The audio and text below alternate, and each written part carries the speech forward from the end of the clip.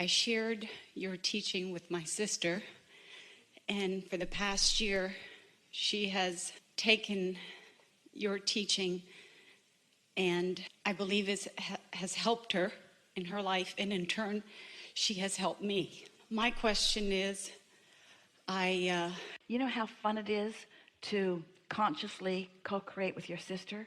Just imagine how your inner being feels about this. We want to tell you a very quick story.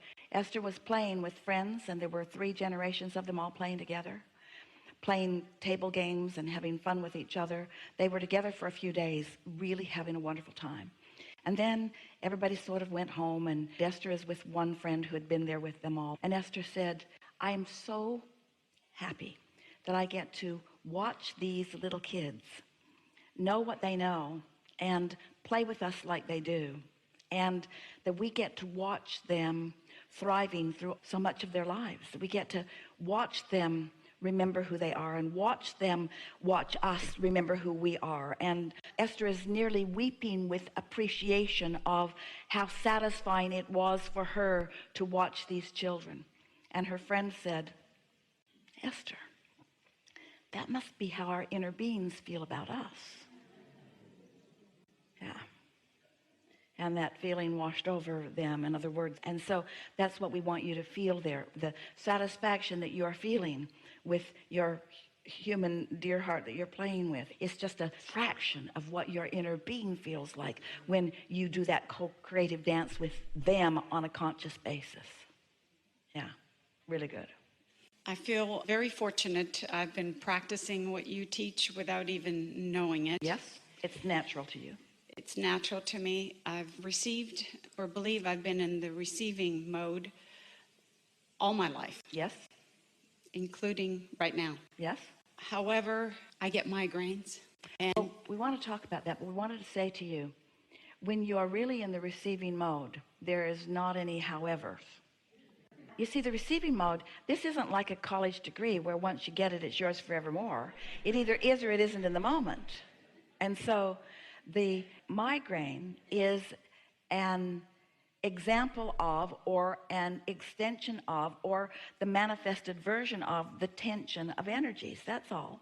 And so what's happening is, first, you're right, you do tap in. Next, like almost everybody, you don't stay tapped in. And then you're hard on yourself. Somebody else talked about that today, when you're not tapped in. And so that's why, you know, earlier when we were saying you're so serious, so we're talking to you. You're so serious, you're so serious, you're so serious, you're so serious, you're so serious, you're so determined, you're so serious. And what we want to say to all of you, and you don't want to hear it, but we want you to hear it, so we're going to just keep saying it. There's nothing serious going on. Everything's in flow, everything's unfolding just right. But when you take too much responsibility on yourself, here's what it really is about. And we're speaking to everyone, especially you, but we're speaking to everyone with these next statements. When you are aware of your life, mostly from the manifestational stance in which you're standing, where you're seeing and hearing and smelling and tasting and touching the present outcomes, the present outcomes, the present outcomes. There's not enough leverage in that awareness to really have any power. All the power is over here in a better feeling place. And so that's why we use words like trying too hard or too much effort. It's like pushing a noodle. You just can't get it done. And so what that requires is starting again. And we don't mean starting over. We mean in this moment, releasing all the resistance and then finding a new alignment and then proceeding. But if you start in the middle and proceed, then you bring your attention with you. So now think about, you're really going to like this.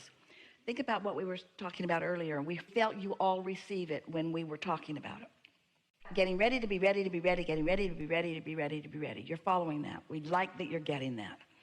So satisfaction all the way along, satisfied and more, satisfied and more, satisfied and more, satisfied and more.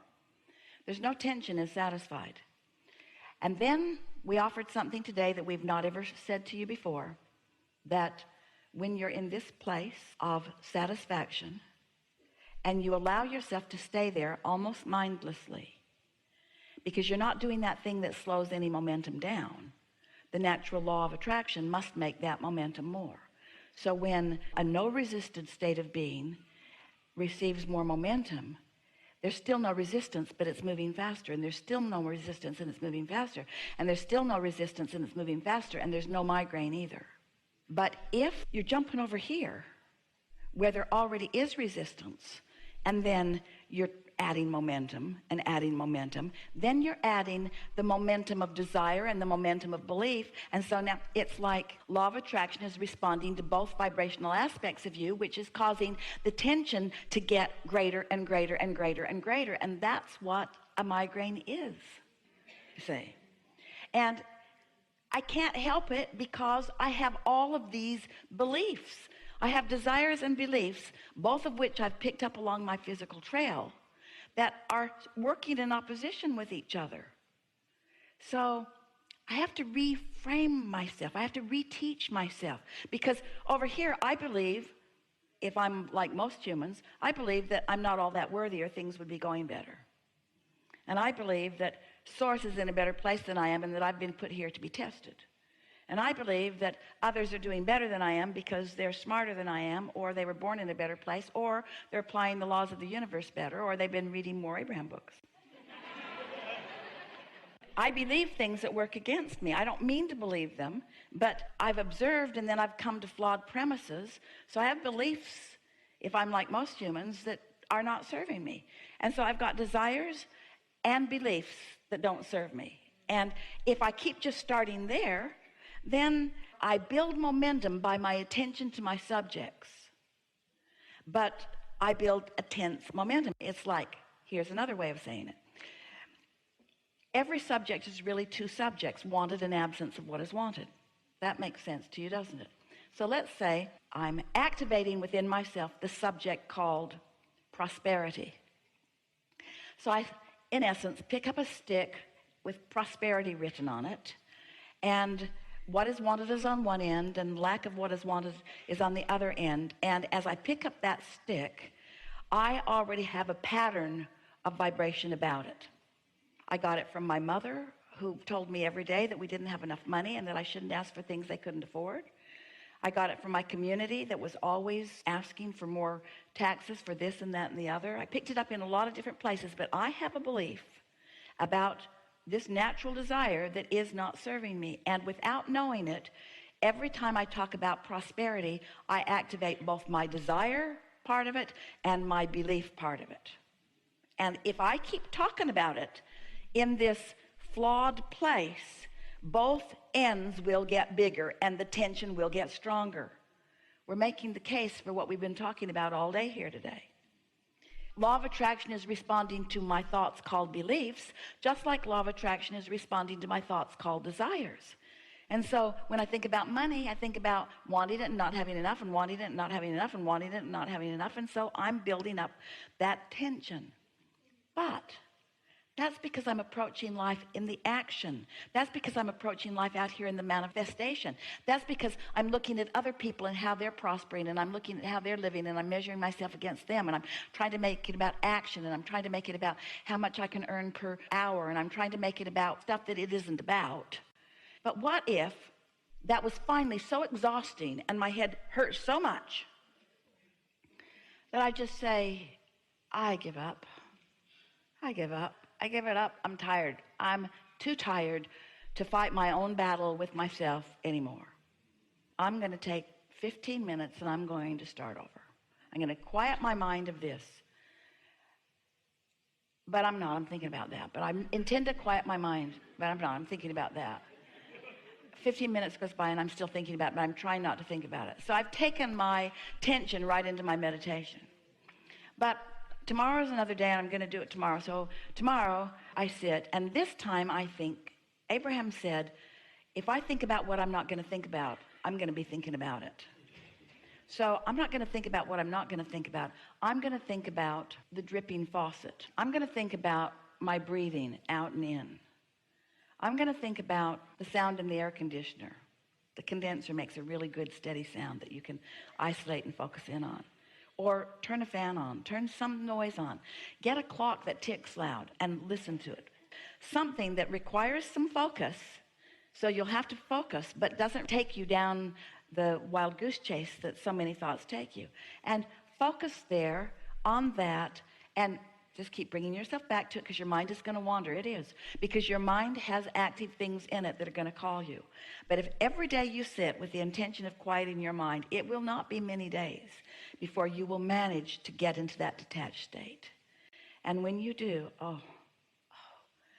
the freedom from your binding beliefs, the freedom from your flawed premises will allow you a receptive mode that you haven't been in before. A receptive mode that will give you access to a part of yourself, to an energy of source, to the energy that creates worlds, and to thoughts that you have not been privy to before.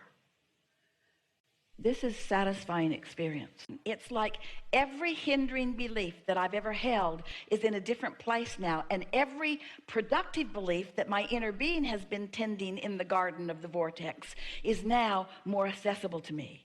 I'm more in the receiving mode than I've ever been before.